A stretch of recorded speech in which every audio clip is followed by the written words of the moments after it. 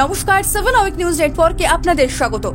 সোদপুরের ঘোলার যুগবেরিয়া অঞ্চলে কি তবে মাথাচাড়া দিচ্ছে দুষ্কৃতীরাজ? এলাকায় ঘটে যাওয়া একাধিক ঘটনায় তেমনই ইঙ্গিত পাচ্ছেন স্থানীয় পঞ্চায়েত সমিতির সদস্যরা। এদিন রাতের অন্ধকারে এলাকাবাসীর নিরাপত্তার স্বার্থে লাগানো সিসিটিভি ক্যামেরা ভাঙার অভিযোগ উঠল দুষ্কৃতীদের বিরুদ্ধে, আর তাদের সেই কার্যকলাপের মুহূর্ত ধরা পড়েছে ক্যামেরার ফুটেজে।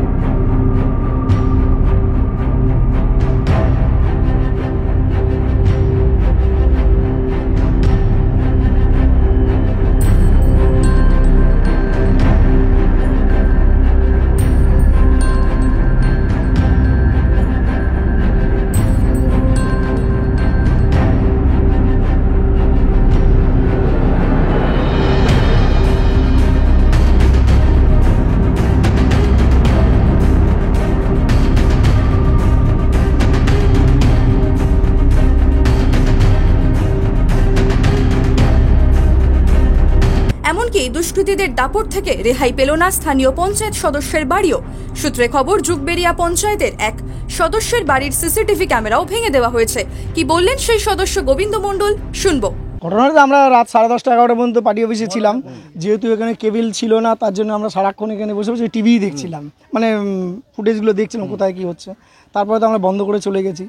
আমার মনে হচ্ছে পাড়াতে মদ, তাড়ি, সাট্টা, জুয়া সব চলে ওখানে। হয়তো ক্যামেরা লাগাতে তাদের কোনো অসুবিধা হচ্ছে, কিছু কিছু দুষ্কৃতী আছে যারা ওদের অসুবিধা হচ্ছে বলে এইগুলো কাজগুলো করছে।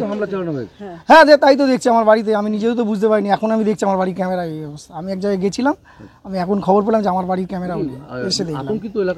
অবশ্যই আতঙ্কিত, কারণ পাড়াতে এরকম রাত্রিবেলা চুরি ছিনতাই তো সব হয়, অনেক দুষ্কৃতীদের এখান থেকে যাতায়াত হয়, যার ফলে আমরা ক্যামেরাগুলো লাগিয়েছিলাম পাড়ার মানুষের নিরাপত্তার স্বার্থে এটা করেছিলাম। কিন্তু আজকে দেখছি যারা দুষ্কৃতী রাজ চলছে পাড়াতে, যার ফলে এই ঘটনা ঘটিয়েছে। এবং এর পরিচ্ছন্ন একজন মদতদাতা মনে হয় থাকতে পারে, সেই মদতদাতাকে আমাদের খুঁজে বার করতে হবে, কে এদের মদত দিচ্ছে।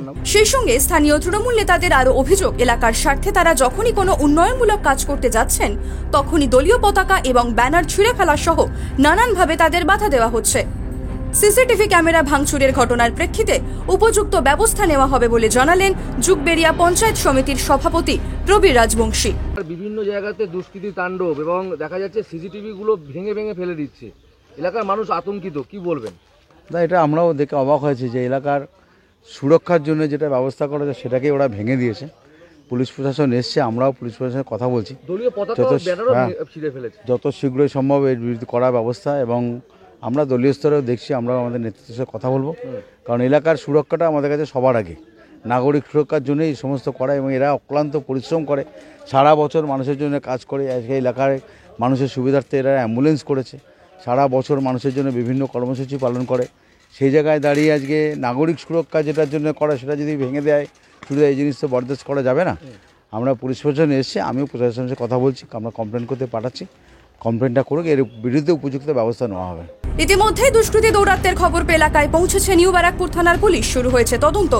সেই সঙ্গে দুষ্কৃতীদের দাপটে কার্যত আতঙ্কিত স্থানীয়রা। কাদের মদতে দুষ্কৃতীদের এত বাড়বাড়ন্ত, উঠছে প্রশ্ন। ঘোলা থেকে রাজাদের রিপোর্ট, 7 আওয়ার নিউজ নেটওয়ার্ক। আরও বিভিন্ন খবরের আপডেট জানতে হলে 7 আওয়ার নিউজ চ্যানেলটিকে সাবস্ক্রাইব করতে ভুলবেন না, কারণ আপনাদের একটা সাবস্ক্রিপশন আমাদের কাছে অত্যন্ত মূল্যবান। এবং সেই সঙ্গে আমাদের হোয়াটসঅ্যাপ চ্যানেলটি ফলো করে অবশ্যই পাশে থাকবেন। জয় হিন্দ।